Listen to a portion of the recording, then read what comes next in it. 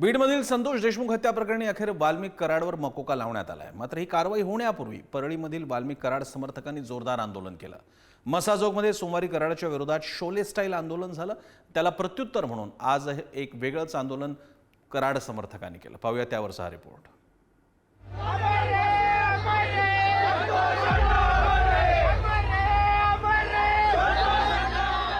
बीड जिल्ह्यातली ही दोन आंदोलन, एक केजच्या मस्साजोग गावातलं तर दुसरं परळीमधलं। संतोष देशमुख हत्या प्रकरणात वाल्मिक कराडवर मकोका लावण्यात यावा या मागणीसाठी मस्साजोगमध्ये धनंजय देशमुखांनी पाण्याच्या टाकीवर चढून शोले स्टाईल आंदोलन केलं। तर परळीमध्ये आंदोलनाचा शोले पार्ट 2 पाहायला मिळाला। वाल्मिक कराडच्या समर्थकांनी सुद्धा सेम टू सेम आंदोलन करून वातावरण तापवलं।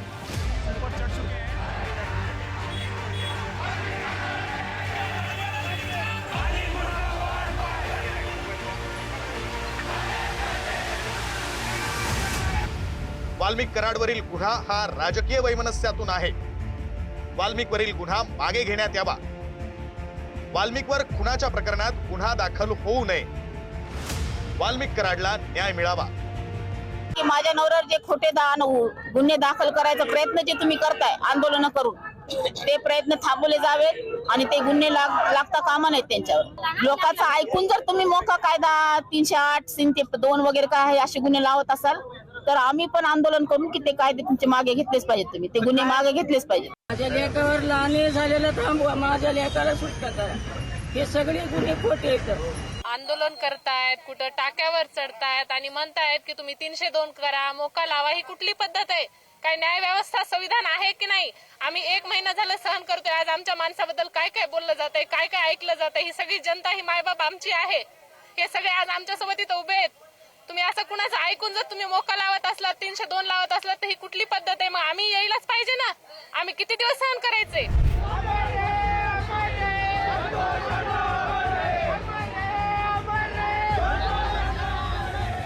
मस्साजोग आणि परळीमधील दोन्ही आंदोलनाची स्क्रिप्ट सारखीच होती। आंदोलनातील घटनाही दोन्हीकडे सारख्याच होत्या।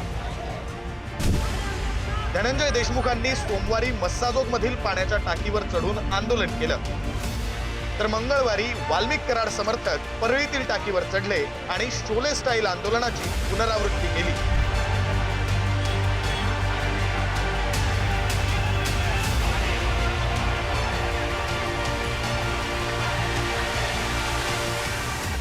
धनंजय देशमुखांना टाकीवर आंदोलन करताना चक्कर आली होती, म्हणून ते टाकीवर पडले होते। अगदी असंच परळीमध्ये सुद्धा घडलं। परळीत वाल्मिक कराड समर्थकही आंदोलनादरम्यान पडलेला दिसला।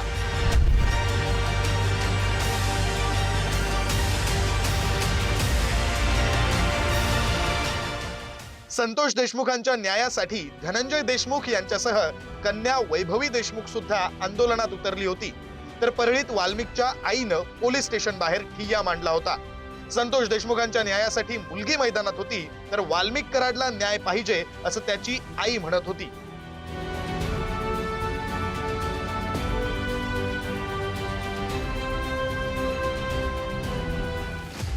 परळीतील आंदोलनात टायर जाळण्यात आले आणि त्यामुळं आंदोलनाला हिंसक वळण लागलं। मस्साजोगमधील आंदोलनात कुठेही उग्रता नव्हती, जी परळीत वाल्मिक समर्थकांच्या आंदोलनात दिसते। एवढं सगळं झाल्यानंतर सुद्धा वाल्मिक कराडवर मकोका लावण्यात आला आणि त्यामुळं वाल्मिक समर्थक आणखी आक्रमक झाले। हे एक आईचा संघर्ष आहे।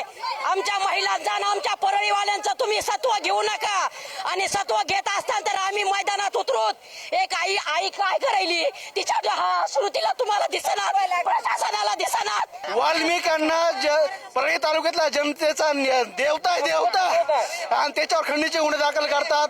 तुम्ही जुडणेशाही आहे, पण काय हे गुन्हा दाखल झालाच पाहिजे असं आम्ही बघू। काय नेमकं काय बघू?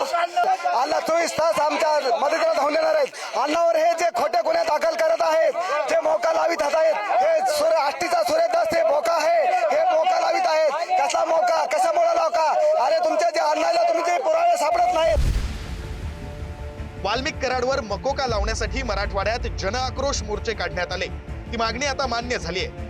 आता कराड याच्या SIT चौकशीतून आणखी काय सत्य समोर येतं आणि आकाच्या आकावर काय कारवाई होते याकडे सगळ्यांचं लक्ष लागलंय. उदय नागरगोजेसह विक्रांत शिंदे, पुढारी न्यूज.